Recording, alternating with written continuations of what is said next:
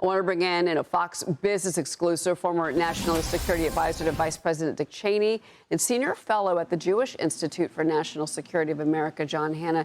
And John, I want to pivot back with you, if you don't mind, here to this attack at the synagogue this morning. The holiest day of the year. And obviously it was a targeted attack with the assailant, the deceased, and likely two accomplices. There has been a horrific rise in England, of these attacks on people of the Jewish faith. It's getting worse, not better. What do you make of all of this? Yeah, it's absolutely horrific. As you say, it's emblematic of a serious problem, not only in England, but growing worldwide, clearly, and in Europe in particular. We still have a lot to find out about the identity of the perpetrators of the attack, but obviously an attack on Jews for being Jews who probably had very little connection to anything going on in Israel or Gaza, but simply attacked and for being people of the Jewish faith. So it's a serious problem. Of course, Keir Starmer, the Prime Minister of England, thought he would buy himself a little bit of domestic quiet, probably, by recognizing a Palestinian state just a few weeks ago, but obviously not. There's a serious problem in England. Well, and, just to give you a number here, there's been more than 1,500 incidents in the first half of the year, attacks on people of the Jewish faith. That is their second highest reported since a record was set a year earlier. So this is not going away, but you mentioned the call for a Palestinian state. We've now got 10 EU countries that are calling for a Palestinian state, and then you add on top of that England, which we're talking about right now, also calling for a Palestinian state. If you're the Trump administration and you're, from an American perspective, how much weight does that hold in how you negotiate and handle potentially a ceasefire between Israel and Hamas, and also to making sure that we support our ally, which is Israel and Benjamin Netanyahu? Yeah, I think the president is right. You've got to, criticize those recognitions because they don't do anything to assist the peace process, and then you've just got to push them to the side. And I think this plan that the president has put on the table to try and end this war and get to a better day after in Gaza that really does eliminate and marginalize Hamas, that's where the action is now. And hopefully you can get all of our European partners to finally get behind a serious plan to actually end this war and bring the suffering to a conclusion. Well, John, you mentioned that 20-point plan, but I think my question is, what's the red line? What exactly is that? Because when you say a red line, I can't see Hamas caring about any red line. This war has been going on for October 7th. We're coming up on the anniversary, right?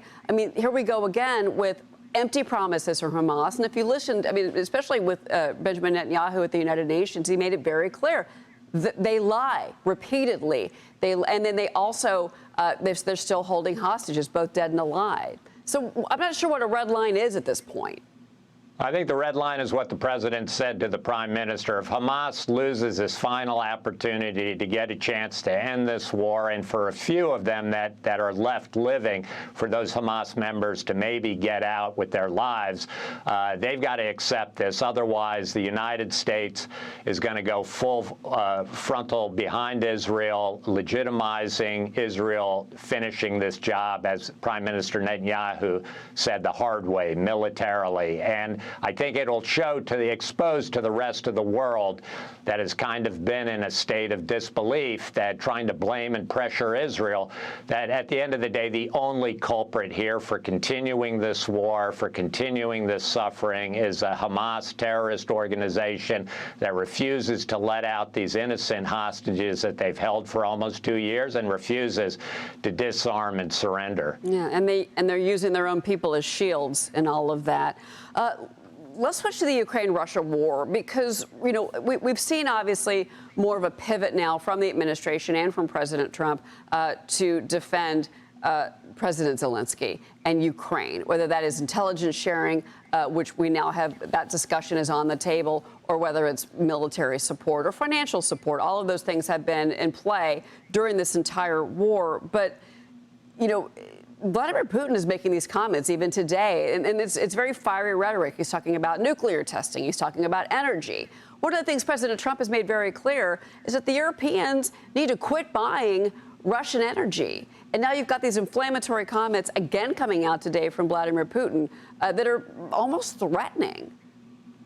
Yeah, well, this is standard order Putin. I mean, he's been doing this since the war started several years ago. I think the president, is unbelievably frustrated that he hasn't been able to use his relationship with Putin to leverage an end to this war. And I think he's seeing some intelligence that, in fact, the Russian army is in dire straits. The Russian economy is increasingly suffering severe problems and shortages.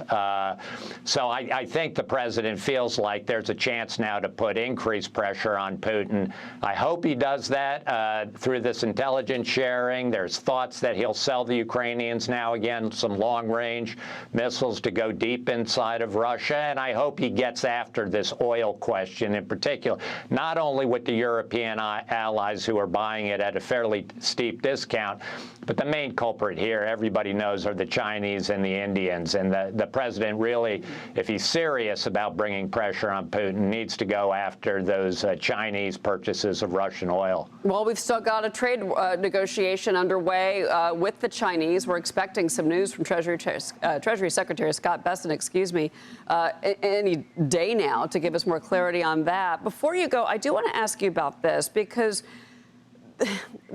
basically, the European Union seems to be mulling, or they are mulling, taking $600 billion in frozen Russian assets, which right now are sitting in Brussels, and using that and loaning that money to Ukraine. That would be a very, I'm assuming, inflammatory thing to do to Vladimir Putin. It would anger him, I'm sure. Is that legal, though? I'm not an international lawyer, John, but is something like that possible, to take that money?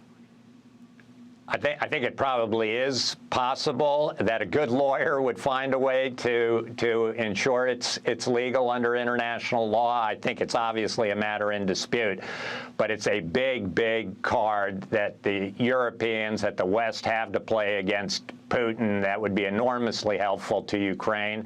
And it's unclear what Putin could do about it other than to escalate all the kinds of shadow war tactics that he's already using. Listen, he's sending drones into European countries right now, testing NATO's responses. I think we've got to be equal to that in terms of our steeliness and willingness to really push back and punch him in the nose where it hurts. Well, I've seen these reports now about, the Europeans putting up these drone walls because they're worried about Vladimir Putin infringing on, and he has into their airspace, but that could escalate. John Hanna, thank you so much for being here. Your expertise is very valuable on this topic. Great to be with you. Thank you.